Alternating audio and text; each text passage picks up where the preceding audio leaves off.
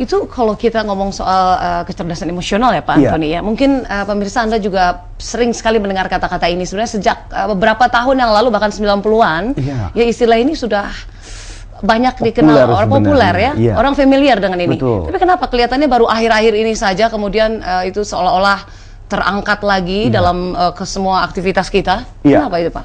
Betul. Memang sejak tahun 94 sebenarnya bukunya sudah diterbitkan sebenarnya Daniel Goleman. Tapi memang ini pertanyaan yang menarik bahwa belakangan ini kelihatannya kita di Indonesia baru begitu populer ide mengenai kecerdasan emosional.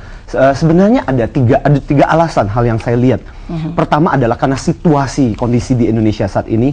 Yang kedua karena kebutuhannya, dan ketiga karena memang kesadarannya saat ini. Kalau kita lihat konteks situasi di Indonesia saat ini, mungkin saya seringkali memberikan gambaran kalau kita lihat di dalam baca di koran, dengar di televisi, orang-orang yang berada di dalam batas kondisi-kondisi mudah tersulut emosinya. Ketika hal-hal kecil bisa merembes menjadi sesuatu yang besar, berita-berita tentang kriminal. Ini contoh situasi.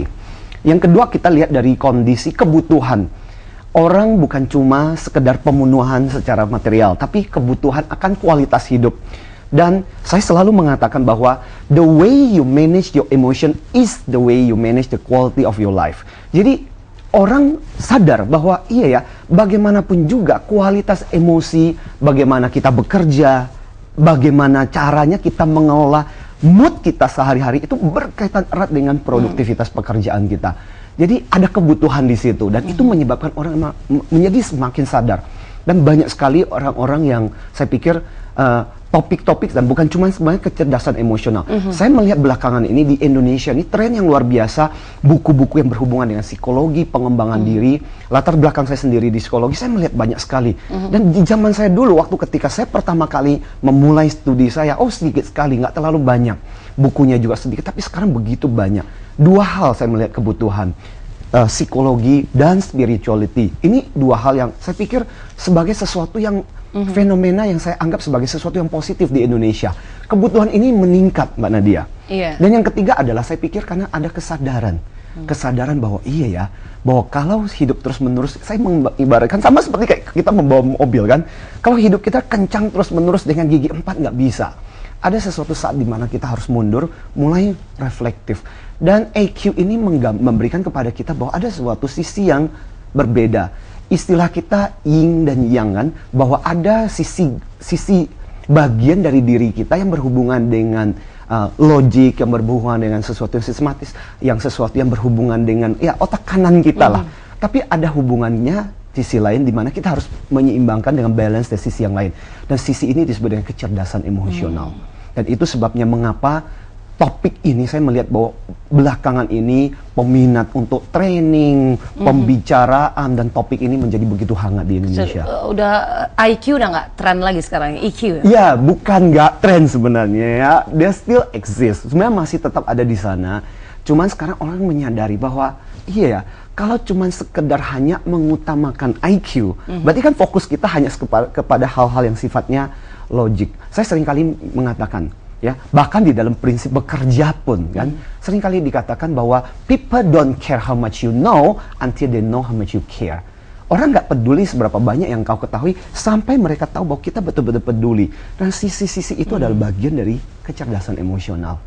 Ya, kita jualan produk misalnya, saya katakan kalau kita bicara konteks pekerjaan, kadang sekarang ini dibutuhkan intimasi dengan pelanggan kita, bagaimana kita menciptakan relationship, know siapa customer kita, dengan siapa kita berhubungan.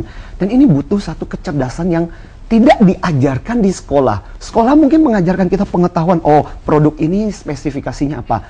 Tapi untuk bisa membawa produk ini sampai merebut hati orang, itu kan butuh satu kecerdasan yang secara khusus.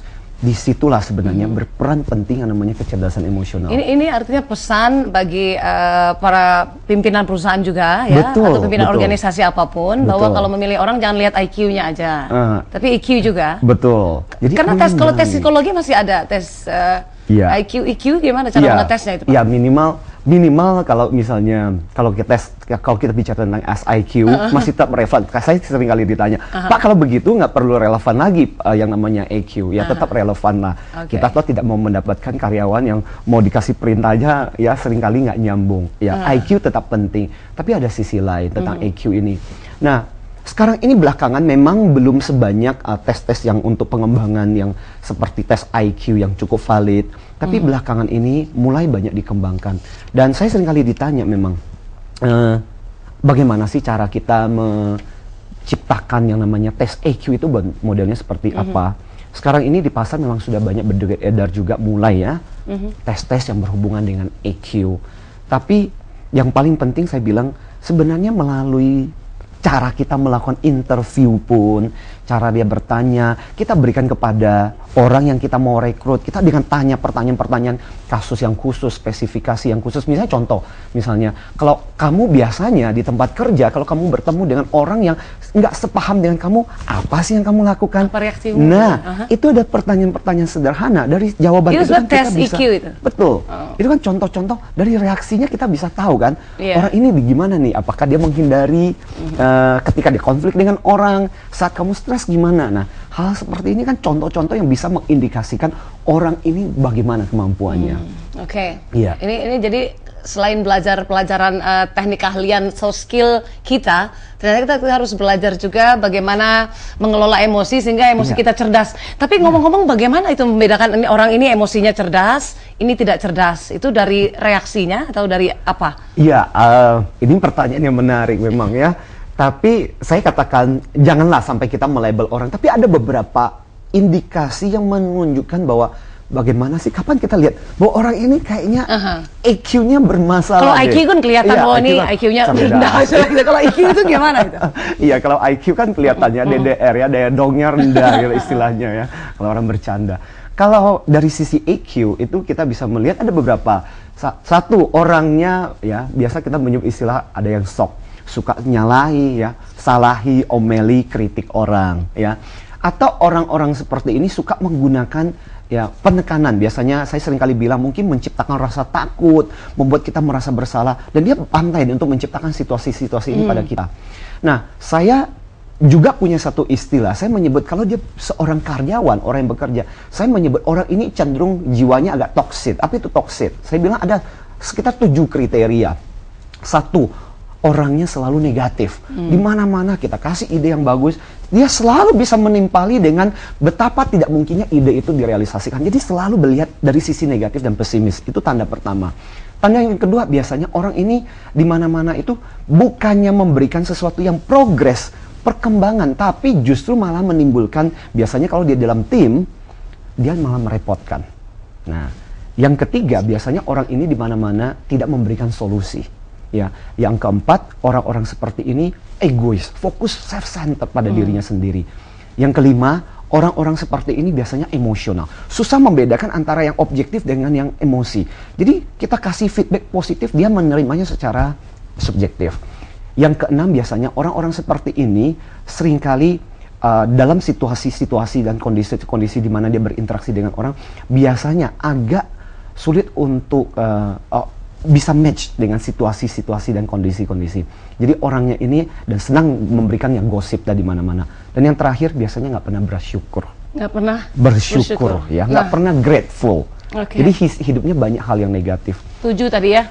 7 hal. Mudah-mudahan kita nggak masuk yang 7. Tapi kalau ada salah satu termasuk IQ rendah juga.